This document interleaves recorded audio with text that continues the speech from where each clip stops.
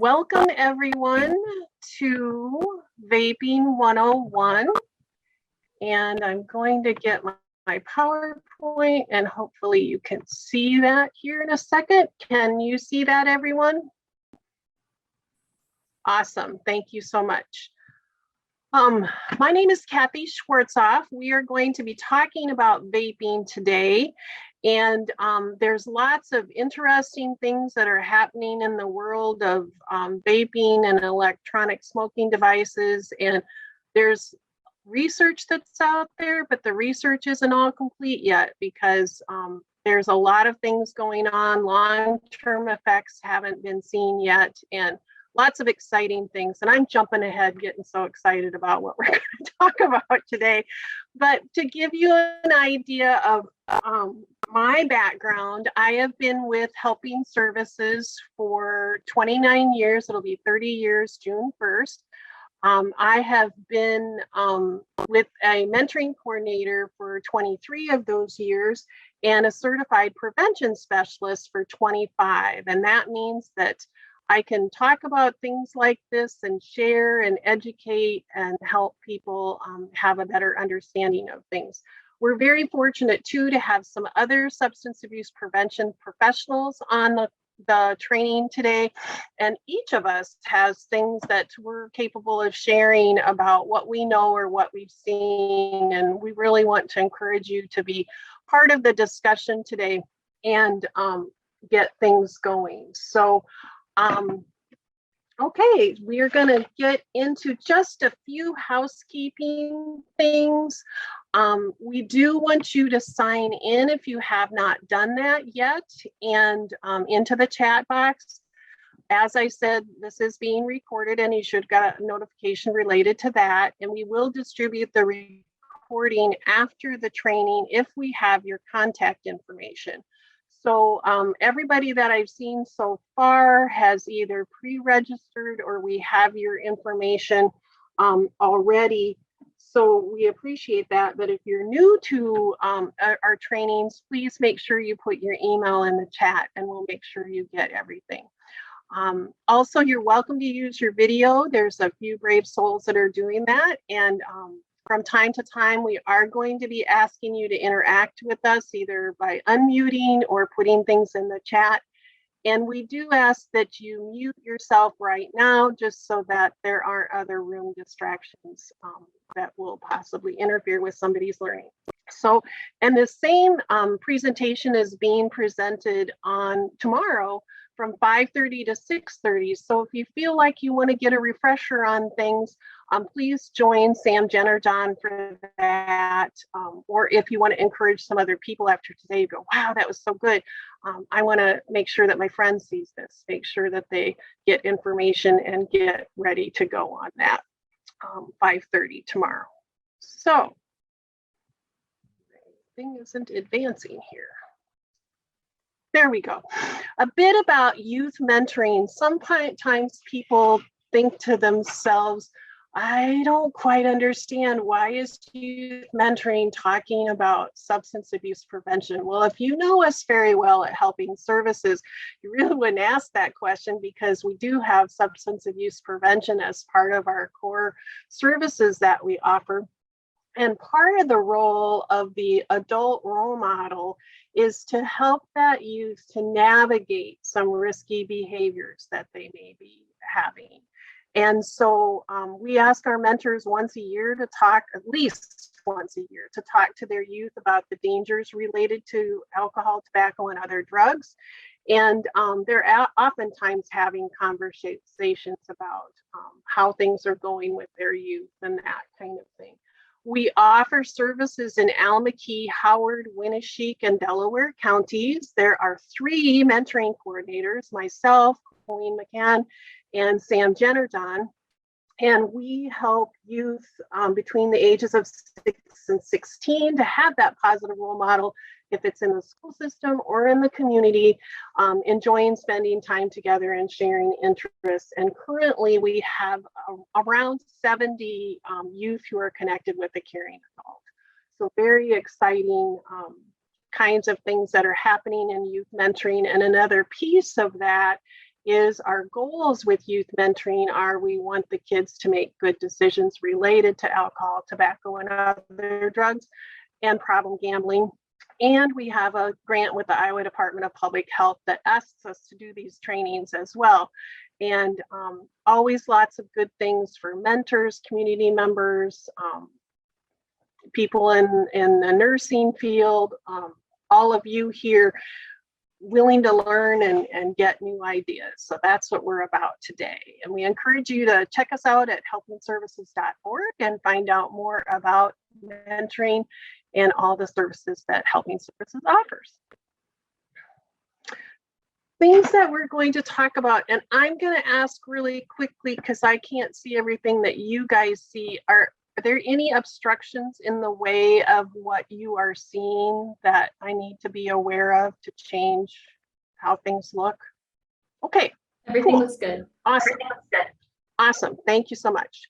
What we're going to be talking about today are what are electronic smoking devices, how using those products affect your brain and your body, to understand the risks and the not safe part of electronic smoking devices, to also understand some new information or newer information about second and third-hand aerosol exposure, and then also to look at resources that are available.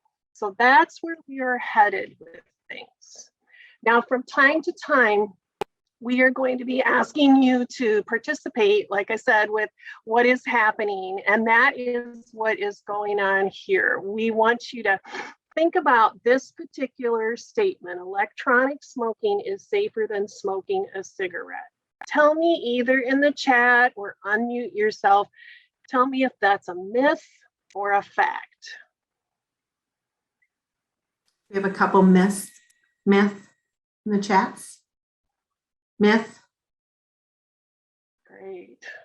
Yep, chats all saying myth, Kathy.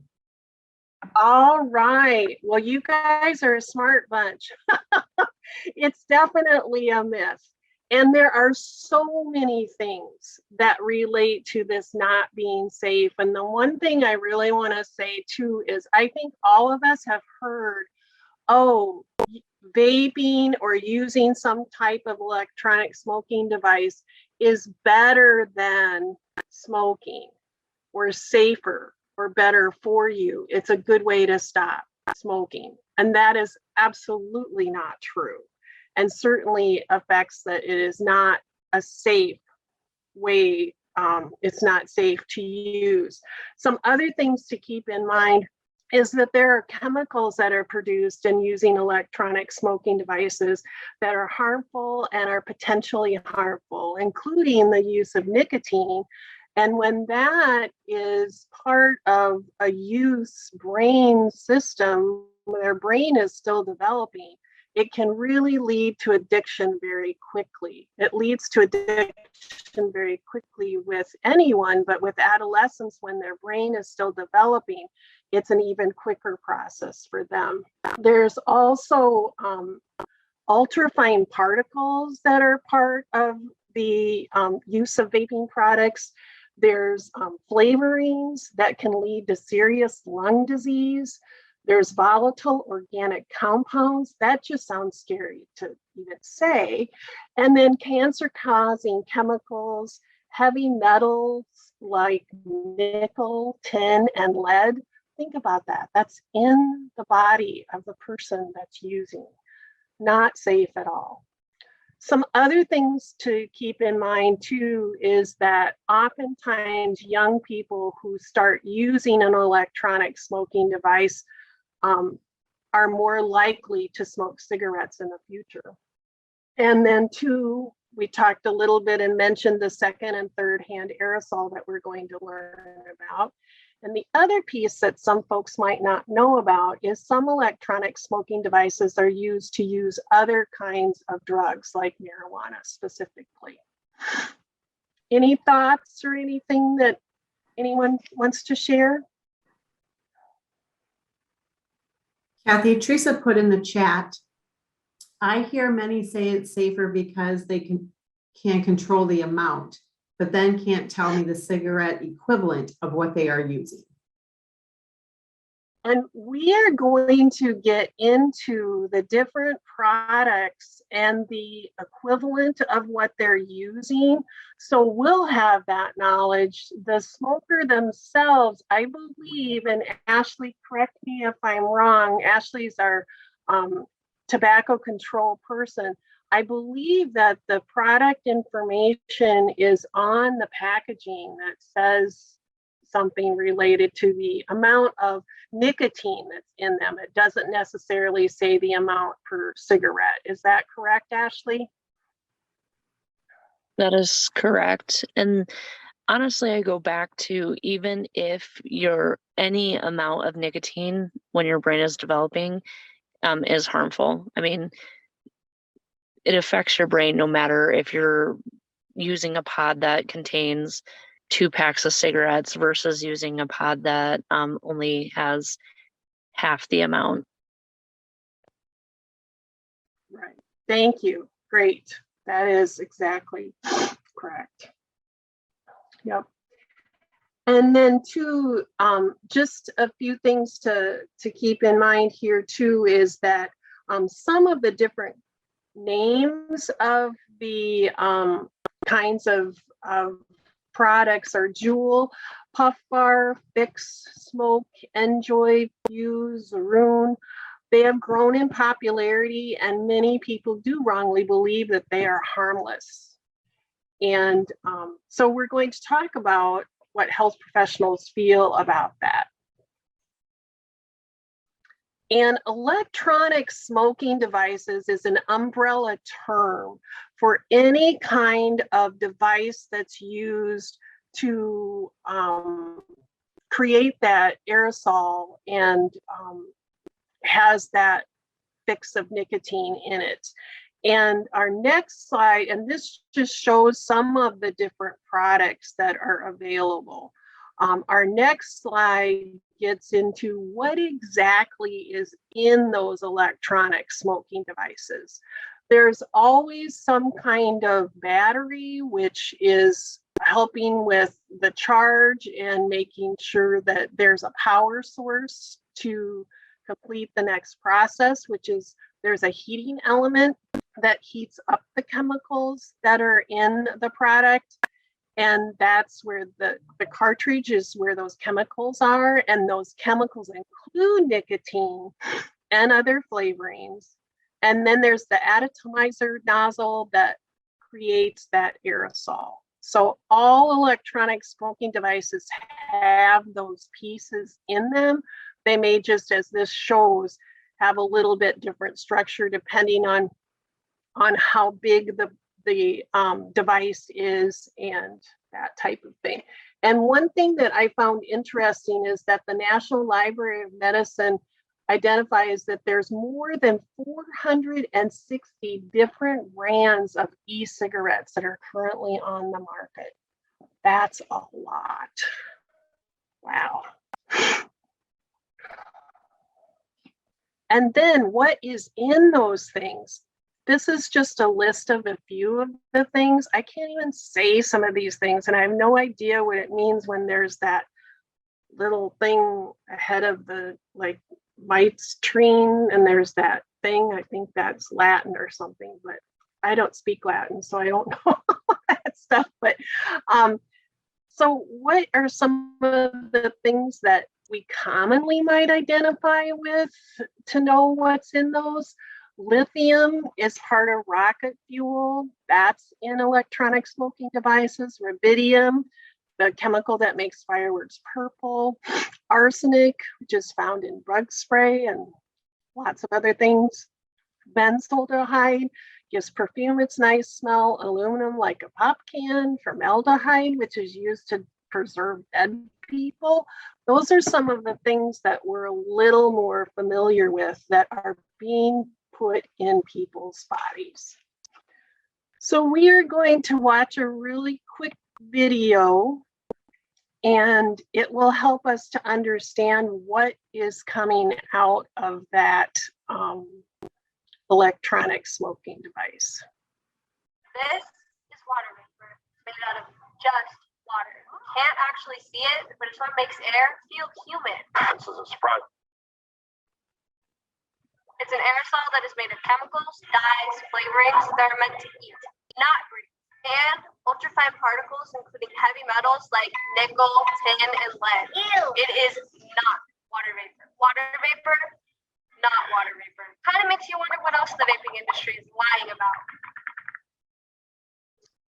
Hopefully you could hear that, correct, everybody? And see it, that like smoking something that she was referring to. This is not water vapor. And that's what we want to make sure that everybody understands is the vaping industry wants you to think, again, that it's a harmless type of thing. And it certainly is not. It is creating an aerosol. And an aerosol is something that leaves particles behind.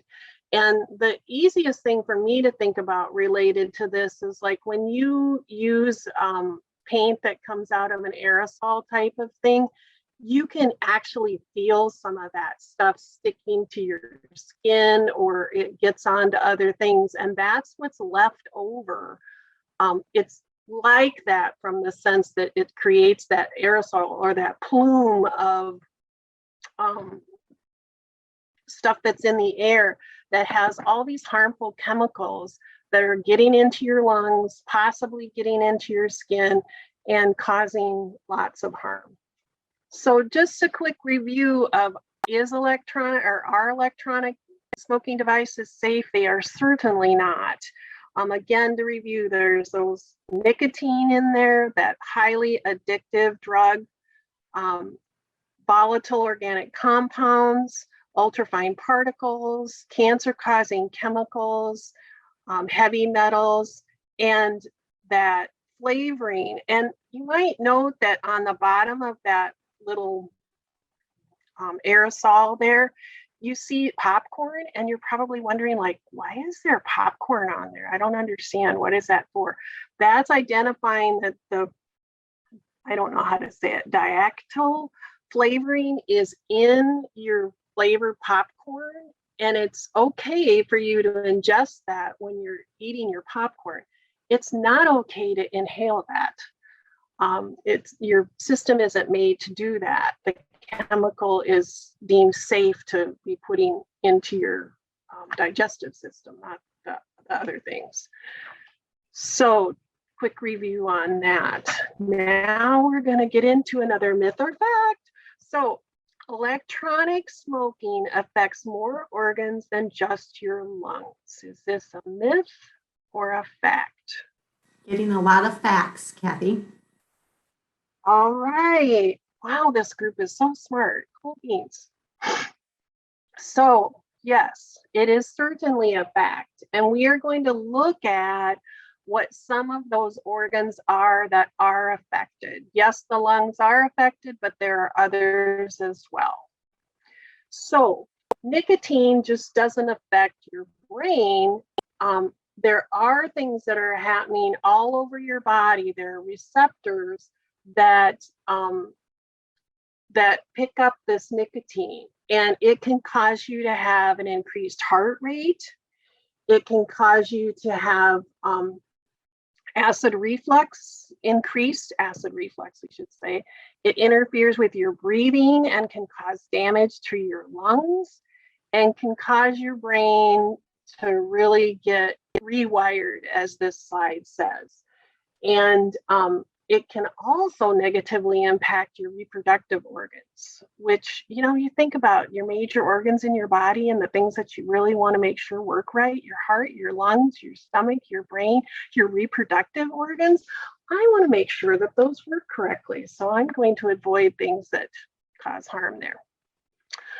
Something to think about related to the brain and the addiction process.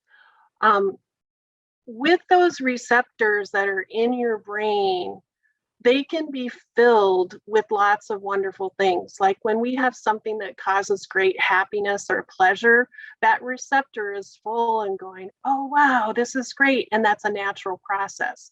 The receptors can get filled by other things like nicotine that do indeed cause a pleasurable experience, but it kind of hijacks your brain to think that then you need that nicotine to just do your normal activities every day. And so it messes with that pleasurable part of things and makes you think that it's normal and needed and necessary to have that nicotine in your body. And that's where it really rewires your brain. That's really what they were talking about. Another analogy related to this is you can think of nicotine being like your house has termites in it. And your house is a place that's very special to you, and you take good care of it, and you want to have wonderful experiences. But the termites get at the very core of the structure of your building and your home. That's just like the addiction process, where those termites or the nicotine get in there and mess with your body parts and mess at that structure. So it's a very, very dangerous and unsafe process, whether it be nicotine, like Ashley said, of any amount causes problems. And especially when it's a young person and their brain is still developing, the addiction process happens much quicker when a person is younger.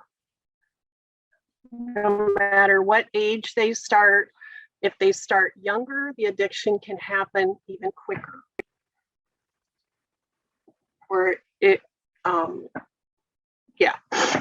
So in other words, the younger person, when they start nicotine, they have a greater risk of addiction when they start younger. That's what I meant to say. And we also need to be talking to our youth about the stressors that they have in their life. Some of you had asked about what can I do to help youth that I know? And I think this is one of the things that's really important, is to talk to them about stressors that they have in their lives and how can they navigate them. And give examples of what do you do when you're under stress. And it's much better to go for a run and get some of that adrenaline going and help you work through that process than to turn to some kind of drug that masks the pain, that masks your feelings, and doesn't help you get through that in a healthy way. In fact, it causes more concerns to your health. So talking about that stress is great. And we're going to, and when we get to the resources section, talk a little bit more about what we can do to help youth as well. Okay, and some things to keep in mind related to your heart is that nicotine can increase your heart risk. One of the things that does happen is that your blood vessels become stiff when you use someone uses any kind of nicotine, and that decreases your blood flow and also affects the way your lungs work, your liver, your body parts, and all that kind of stuff to get that fresh oxygen that we need. So your heart is definitely affected by nicotine use. And then your lungs are also affected. And recent studies have shown that users can have long-term lung disease. And those who use electronic smoking devices and cigarettes are more apt to have more health issues than if they just use one or the other. There's also that inflammation and irritation of the airways, or the alveoli, as I believe how you say it, those sacs of the area where your oxygen goes in and out, and that's affected too. So if that's stiffened and doesn't work the way it's supposed to, then the rest of your body is going to be affected. So there's lots of things that are occurring. And another thing too is that bronchitis can happen to people who are using any kind of nicotine. Emphysema is also a risk as well. And so those are things that happen too. And another thing that happens related to using electronic smoking devices is there can be explosions. Like this shows different electronic smoking devices that have actually blown up. And you think about that, if that's in your pant pocket or in your pocket on your chest or near your hands, you know, you could have third-degree burns in any very difficult situation. So that's another evidence of that this certainly is not safe. Okay, this is the point, everybody, that you need to grab that straw.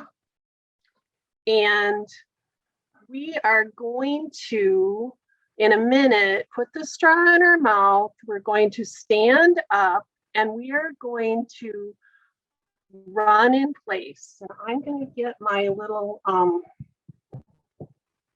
timer going here. And again, you can have your camera on or off depending on what you want to do. But I'm going to stand up now and I'm going to start the timer. And I want you to run as much as you can in place, breathing in and out only through your straw for as long as you can. And then sit down when you're done. That sounds okay. 20 seconds, keep going.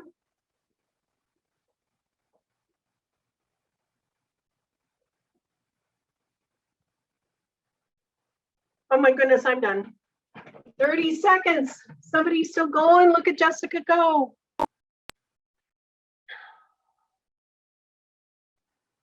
Whew. All right, maybe somebody else is still going off camera, but that was 48 seconds. Wow. And just want to say that that's a good analogy of what it's like when you're using nicotine, that you have, I don't know about you, but I have a little shortness of breath right now. And definitely if we had to do some kind of heart monitoring, our heart would definitely be under a little bit of strain from that. And then too, we sure didn't do it for very long. It would be interesting to see how long we could run in place without our straw. It would have been a different story. So that's just something to give us a physical reminder of the physical effects of having nicotine in our system. That was only 1 minute or less of doing some kind of physical activity.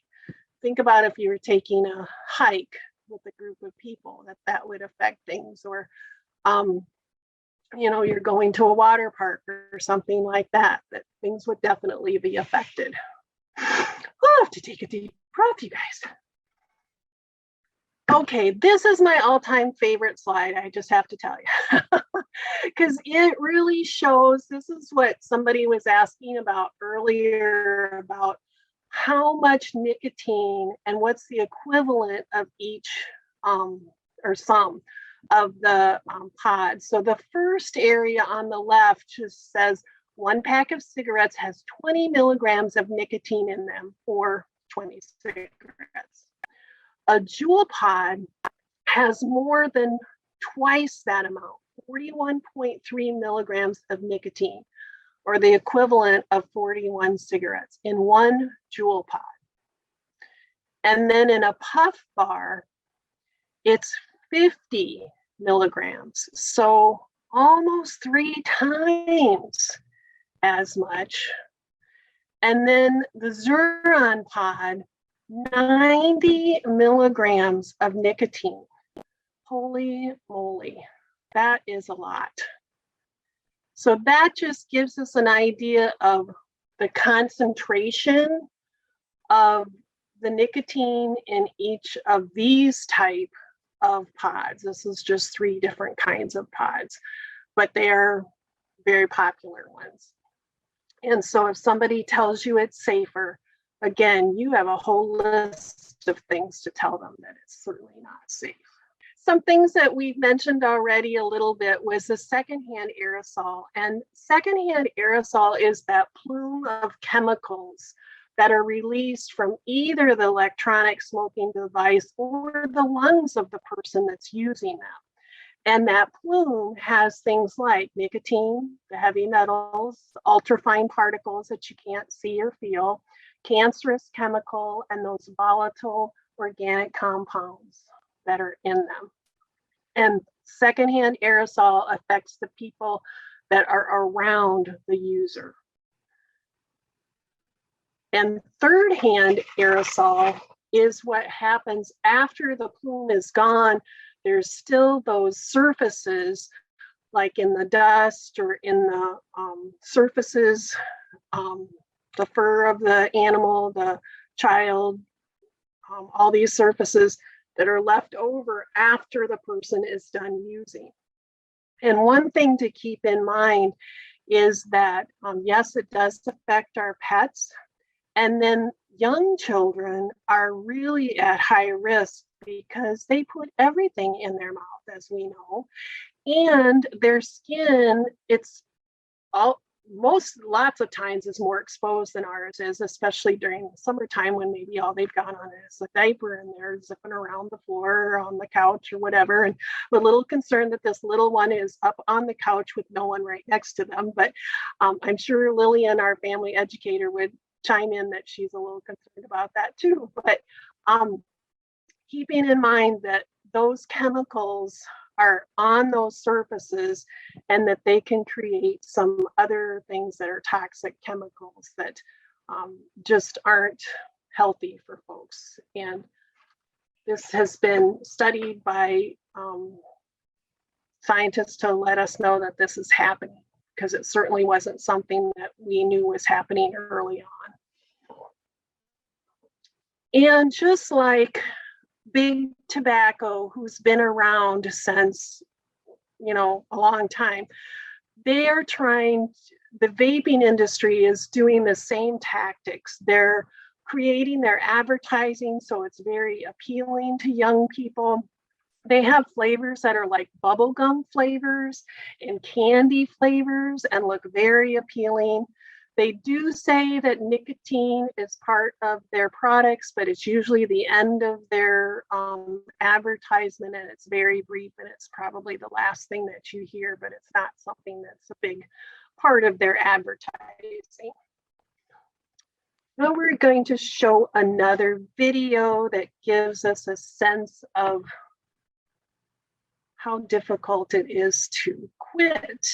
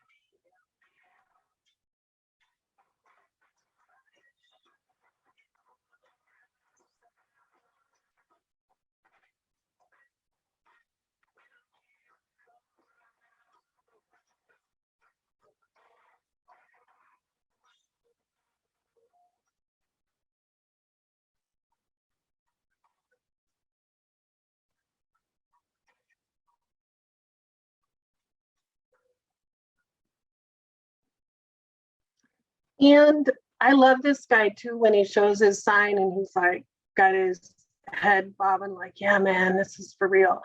I love that. But recent studies have shown that it's actually more than 11 times for the person to quit. It's closer to 30 now. And so that's good for us to know as well. Another resource that I was going to share about is called Quitline Iowa. and it has cessation information and resources for those who are 18 or older. And their phone number is 1-800-QUIT-NOW. And then they also have a website, Quitline Iowa. Just some ideas of things that we can do. As we said earlier, we as adults need to be good listeners for the youth that are involved. And there we go. Oh, here we go. And now she's going to get that up for there. Yay. Thank you, Jen, for the assist. I appreciate it so much. So here's that slide for My Life, My Quit that has the 800 number and the website.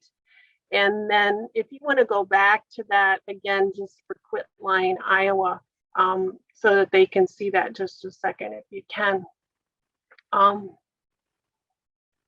If not, we can move on. Yeah, the Quitline Iowa stuff is there as well. Yep. So, and just keep in mind too that we will be sending this to you, the PowerPoint, and you can look up these resources or just Google them too. That's always good. So what can we do? And as I said, we as adults need to be good listeners. We need to have lots of conversations about how things are going in the life of the youth, not just have the conversation, have many conversations. And this information shares if you're a user of nicotine, go to either My Life, My Quit or Quitline Iowa. And encourage those you care about to never start. And that's one of the things that I really emphasize when I've been in elementary classrooms talking about, oftentimes the young kids say, oh, my dad smokes, or my grandma vapes, or something like that. And I emphasize to them that they really would not want the young first or second grader or fourth grader to start. So encourage those who you care about to never start. And then too, if you're someone that uses nicotine products, encourage your friend, or you know someone who uses them, encourage them to reach out to My Life, My Quit or Quitline, and realize, like just we saw in that video, that it isn't easy to start and people are stopped, and people have lots of reasons that they've tried to stop and they have to keep trying to achieve it. And then teenagers can educate their classmates. We can educate other people about what we've learned today. The young people in their school systems, there are oftentimes groups that they can join. And many times the groups have different names at different schools because the youth get ownership in the group and they get to name the group. And so they are ones who want to have an environment where people are not using tobacco products and can help educate others and have fun, healthy activities that they do together. So as I said, for ourselves, we need to be good listeners. We need to be open. We need to be non-judgmental. We can certainly share our information that we know in a non-judgmental way. And sometimes too, having that conversation when you're not eyeballing them straight across the table can feel a little threatening. Maybe you're playing a catch, or maybe you're shooting hoops, or maybe you're fishing or driving, or somewhere where you may not have that right across the table eye contact. Sometimes that's a little bit easier for the youth to open up to you. And ask them how they're doing and what they're seeing, and how you can be a support for them. And there's lots of if you could advance the slide, perfect, yep. Your Life Iowa also has wonderful resources on that. And Your Life Iowa is, we are having a presentation on May 25th from noon to 1. That Sam and I will be doing, that you're welcome to get on that.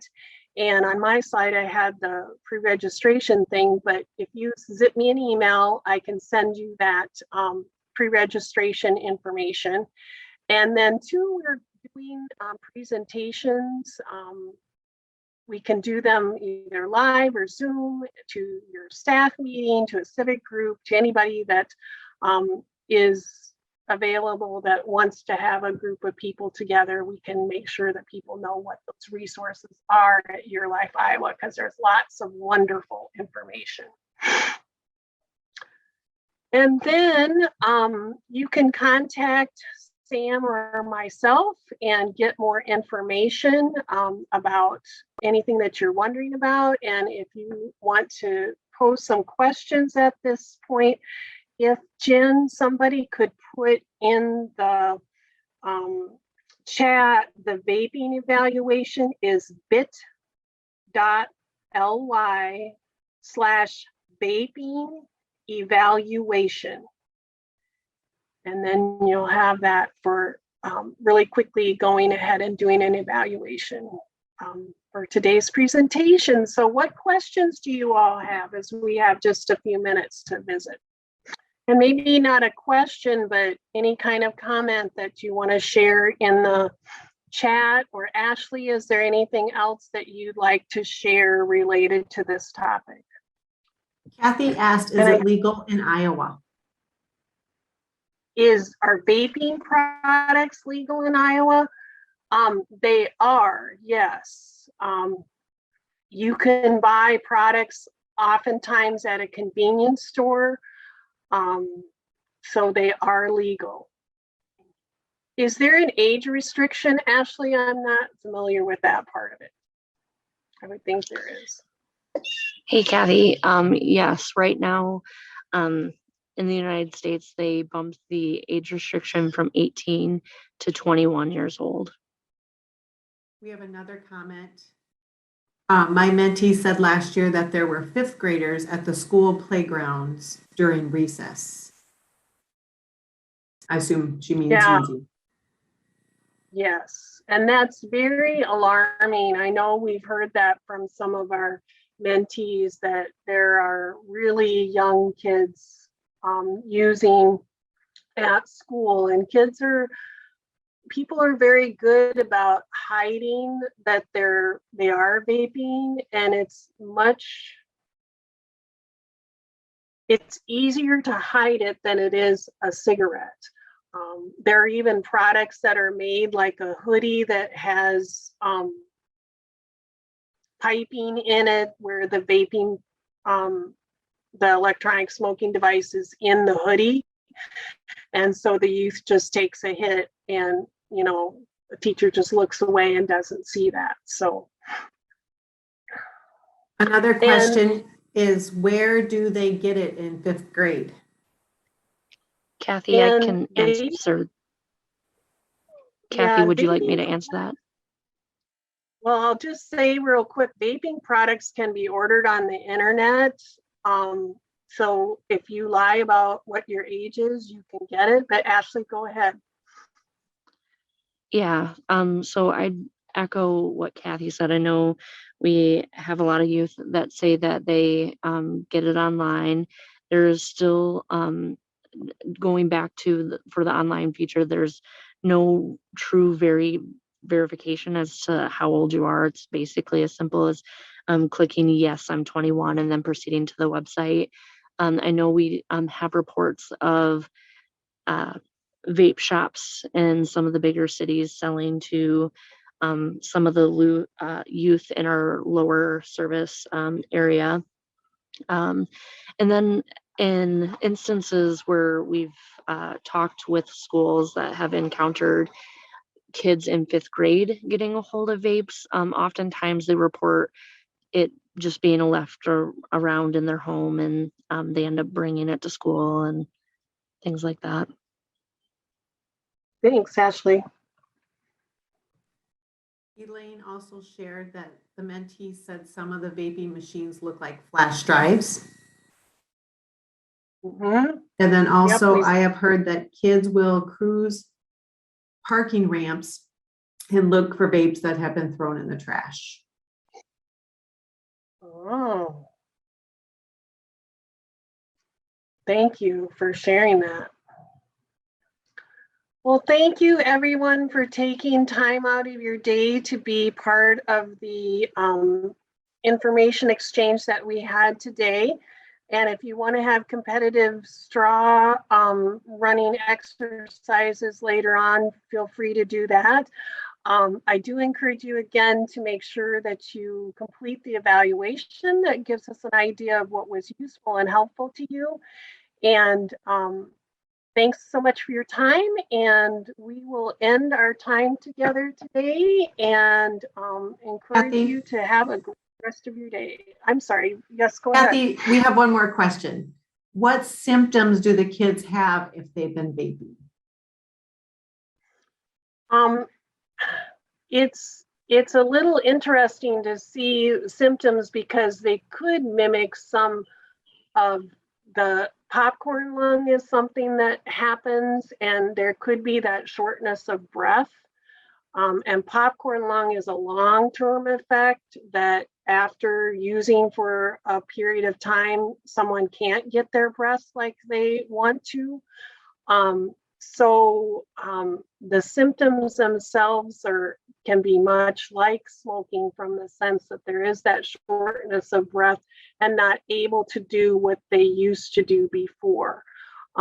Is there other things, Ashley, that people should know about related to symptoms?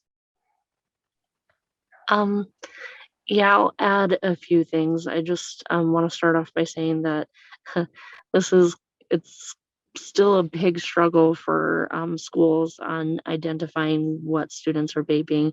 The schools have clues as to who it is, who they are, but it's just really, really hard to catch them. So some things to look for would be being very secretive or almost sneaky. So like Kathy mentioned before, kids will hide it in their sleeve of their sweatshirt and pull the sleeve of their sweatshirt up near their mouth. And then when you look at them, they might reach their hand up and then the vape will drop down the sleeve of the sweatshirt. And then some other things that come to mind is depending on where they're at with use, nicotine withdrawal could be a thing. And so some things to look out for there is a change in mood, some irritability, and things like that. So One of the questions is glossy eyes or headaches symptoms. I don't think, I haven't heard of glossy eyes as one symptom. I guess something that comes to mind when I think of that is that almost seems like something linked to marijuana, but maybe the other prevention specialist could speak to that. As far as headaches, I'm not 100% on the headaches, but I'm thinking that the headaches could be a part of the nicotine withdrawal as well. Well, thank you everyone again for your time and your discussion. I see that there might be a problem related to the evaluation, and I thought I tested that, but we'll make sure that you get that here shortly. So thanks everybody, and have a good rest of your day.